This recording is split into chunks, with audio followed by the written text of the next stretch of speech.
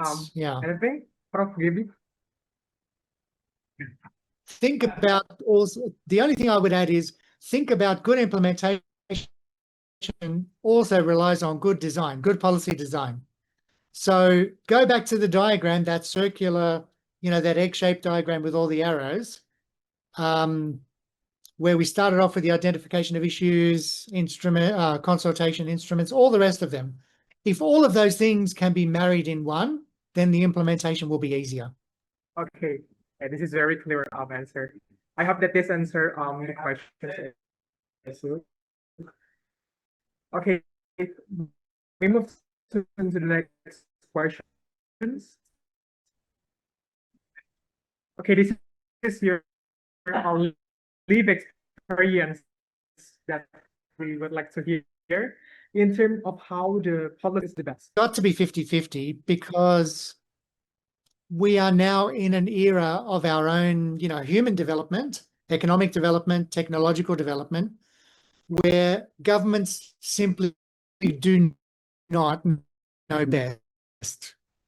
They can't be the government reasons, and because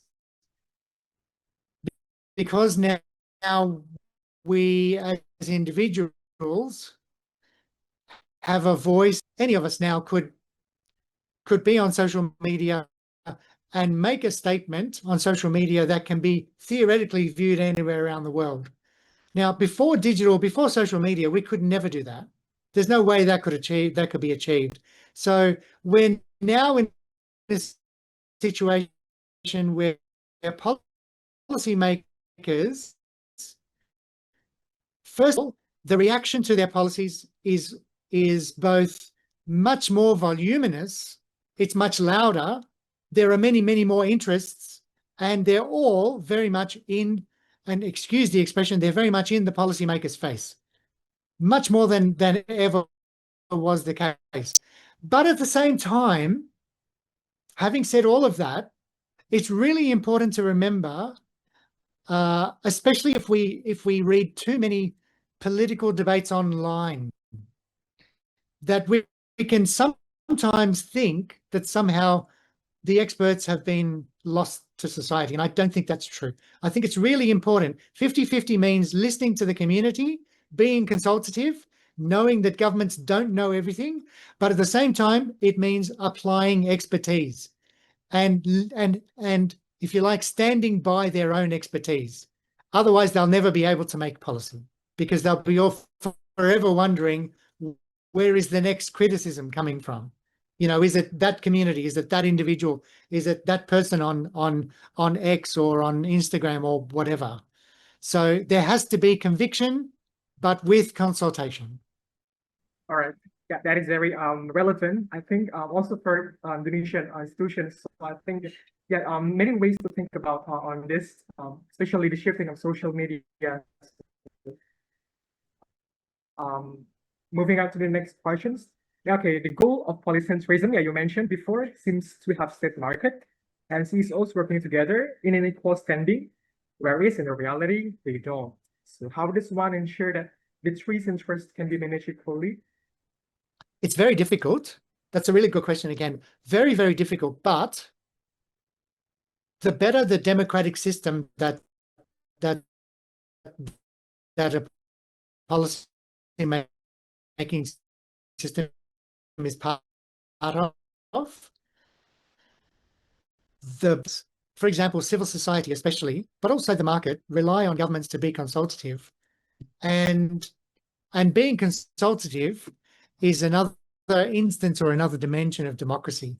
So part of democracy is, of course, the ability to vote governments in and to vote the right kind of governments that care more about good policy. But at the same time, those governments should be judged along democratic lines by how inclusive they are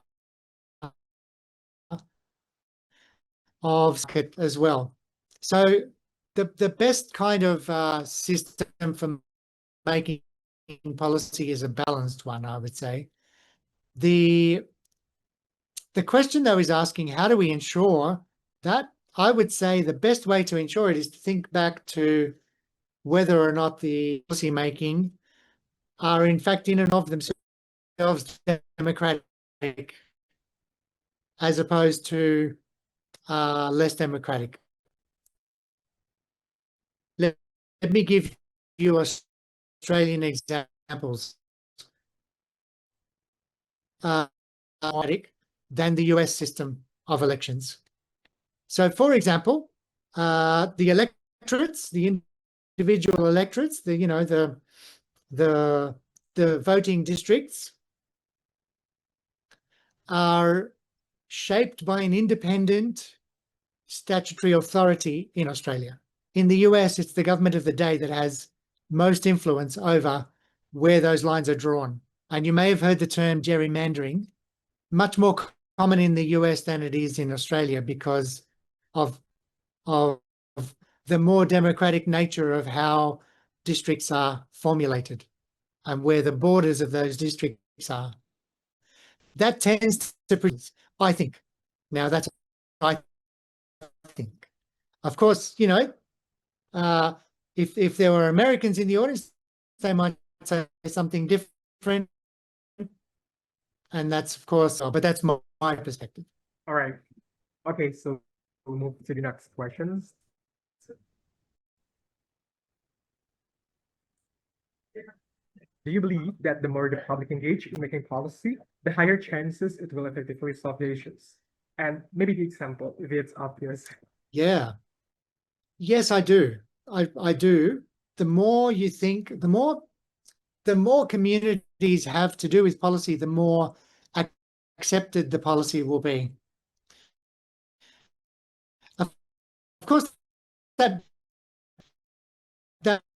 wherever you have, but a good government is one that pays attention to what the community wants and not just what the next election will hold.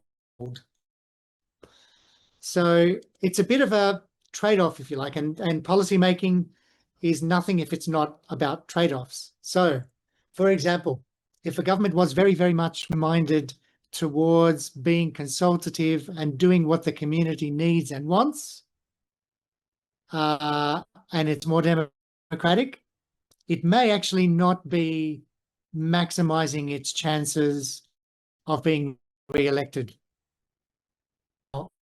Of an example where we know that better policies may result in governments being voted out. A really good example is, let me give you two. One is around environmental policy.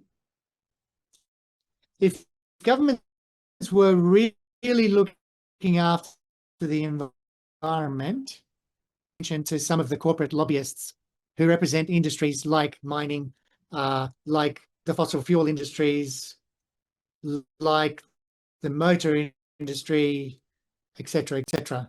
But we know those industries have very strong power to shape government policy. So governments are balancing between the interests of communities and then the interests of corporations. If they act purely and simply in the interests of communities, for various reasons, they will not be voted back in. And the same is true of problems like inequality and poverty.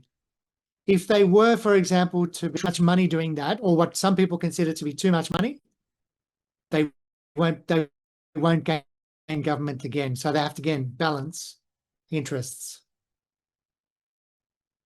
Look at the trade-offs. So that, I hope, gives you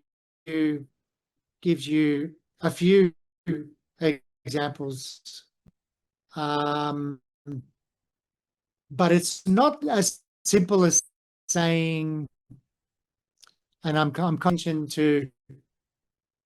to community interests is better. It is better for better policy making, policy and good politics. I hope you get the sense in which I'm saying that.